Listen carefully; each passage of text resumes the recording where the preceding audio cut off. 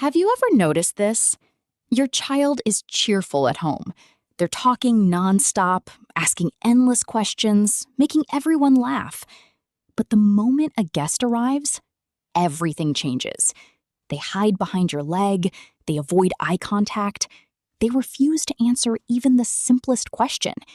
And before long, someone says, "Why are you being so shy?" As parents, it's easy to wonder the same thing.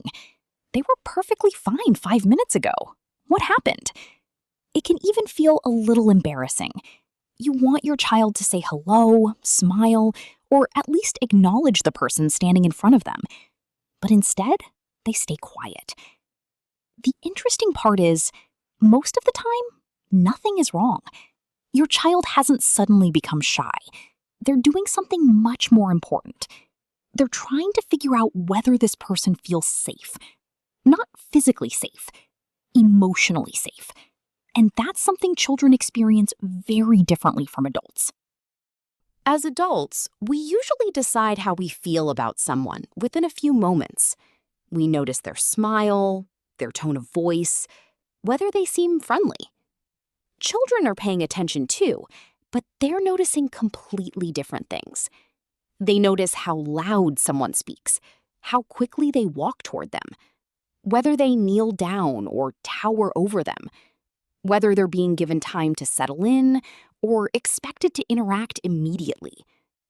To us, these details seem small. To a child, they matter.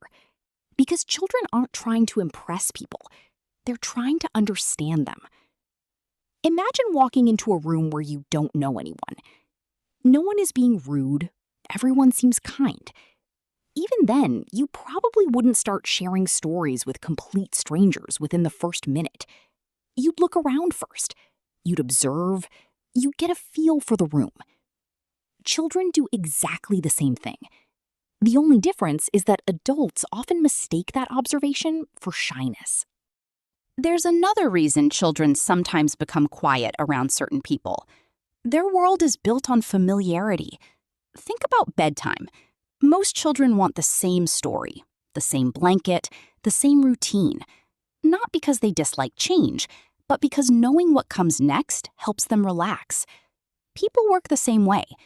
Children feel comfortable with people whose behavior they can predict. The neighbor they see every evening, their teacher they've spent months with, the cashier who always smiles and gives them a sticker. These interactions become familiar. Their brain already knows what to expect. But now imagine meeting a relative you only see a few times each year. That person may feel familiar to you. To your child, they're almost like someone new.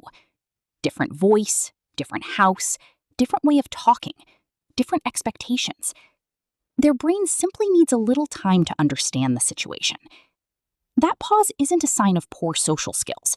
It's how children make sense of unfamiliar experiences. One thing many parents find surprising is that children don't judge people by their relationship. They judge them by their experience. A child might happily chat with the grocery store cashier, yet refuse to speak to an aunt they've known their whole life. That seems confusing. Until you remember this. The cashier has become part of a predictable routine. Your child sees them every week. The interaction is always the same. Smile, hello, sticker, goodbye. But the aunt? She visits only occasionally. Every visit feels different. From your perspective, she's family. From your child's perspective, they're still getting to know her. Children don't think, this person is my aunt, so I should feel comfortable. They think, do I know what this interaction is going to be like? If the answer is not yet, they slow down. And slowing down often looks exactly like shyness. Here's something we don't often think about. Confidence doesn't come first. Safety does. Take your child to a new playground. Most won't sprint to the tallest slide. They stop, they watch, they notice how other children are playing. Only after they've understood the environment do they begin exploring. We don't call that shyness. We call it being careful. Yet when children do the same thing with people, we often expect a different reaction. We expect them to smile, shake hands, answer questions, almost immediately. But children approach social situations the same way they approach everything else. First, they observe. Then, if they feel comfortable, they participate. That's not insecurity. That's how learning works. Children are remarkable observers. Long before they understand social rules, they watch them. They notice who speaks gently, who interrupts, who laughs loudly, who gives them space. They're learning what different people feel like, not just what they say. That's why two adults can ask the exact same question and receive completely different responses. One adult kneels down, smiles, waits patiently. The child answers. Another adult walks straight over, speaks loudly, asks several questions in a row. The child looks away. The words weren't the problem. The experience was. Children respond to how an interaction feels, not just to what's being said. This is also why pressure often has the opposite effect. A child is already trying to understand an unfamiliar situation. Then they hear, "Go on, say hello. Don't be shy. Everyone's waiting." Without meaning to, we've added another challenge. Now the child isn't just figuring out a new person, they're also worried about disappointing us. That pressure doesn't create confidence. It usually creates more hesitation. Because confidence can't be rushed. It grows when children discover, over and over again, that unfamiliar situations become familiar with time, and that they don't have to stop feeling nervous before they take that first small step. When a child hides behind their parent, most adults have good intentions. They smile and say, "Come on, don't be shy," or "Go give Uncle a hug." They're not trying to upset the child. They're trying to help. But sometimes, without realizing it, we focus so much on changing the behavior that we stop paying attention to what's causing it. There's an important difference between helping a child feel confident and simply getting them to do what they're told. A child who says hello because they genuinely feel comfortable is building confidence. A child who says hello only because they feel pressured is learning something different. They're learning that their own feelings should come second. From the outside, those two children may look exactly the same. Both waved, both smiled, both greeted the guest. But inside, the experience was completely different. One child felt ready. The other simply wanted the uncomfortable moment to end. Real confidence isn't about doing something because someone tells you to. It's about feeling safe enough to choose to do it yourself. Parents often ask, "So what should I do when my child hides behind me?" The first answer is surprisingly simple. Don't assume something is wrong. Your child isn't refusing to be friendly. They're using you as a safe place while they figure out a new situation. Think about a young child at a playground. They run toward the slide, then look back at their parent. They climb a little higher, then look back again. They aren't asking for permission every time. They're simply checking that the person they trust is still there. That quiet reassurance gives them the confidence to keep exploring.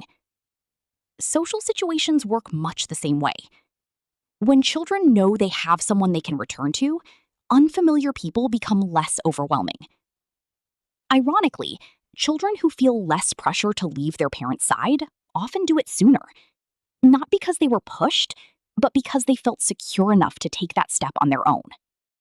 Many parents hope their child will become more outgoing as they grow, and often they do, but not because someone repeatedly told them to be brave. Confidence usually grows in much quieter ways. A child hesitates. No one rushes them. Next time, they hesitate a little less. A child takes one small step. The experience goes well. Their brain remembers it. Slowly, those small experiences begin to add up. One day, they walk into a room without hiding behind you. Not because they suddenly changed overnight, but because over time, the room stopped feeling unfamiliar. That's how confidence is built. Not in one big moment, but in dozens of ordinary ones. The next time your child becomes quiet around someone, try asking yourself a different question. Instead of, why are they being so shy? Ask, what are they trying to understand right now? That small shift changes everything. Because once you stop seeing shyness as a problem to fix, you start seeing it as part of how children learn. They're observing, they're processing, they're deciding when they feel ready. And that's okay. Not every child walks into a room talking. Some children walk into a room listening. Neither approach is better. They are simply different. One day, without you realizing it, something wonderful will happen. You'll arrive somewhere new. Your child will hold your hand for a moment. Then, they'll let go. They'll walk over to another child, or answer someone's question, or start a conversation on their own. You'll probably wonder, when did they become so confident? The answer is, not today. It happened in all the small moments that came before. The moments when they were allowed to take their time, when they weren't made to feel embarrassed for being quiet, when they learned that unfamiliar situations become familiar, and that they could handle them. Children don't need to stop feeling nervous in order to become confident. Even adults feel nervous sometimes. Real confidence is knowing that feeling uncertain doesn't have to stop you from taking the next step. And perhaps that's the most important thing to remember. The goal isn't to raise a child who talks to everyone they meet. The goal is to raise a child who trusts themselves. A child who knows it's okay to take a moment, observe, and move forward when they're ready. Because children who feel accepted, even in their quiet moments, often grow into adults who don't feel the need to pretend. They know who they are. They trust their own pace. And that kind of confidence lasts far longer than simply learning to say hello on command.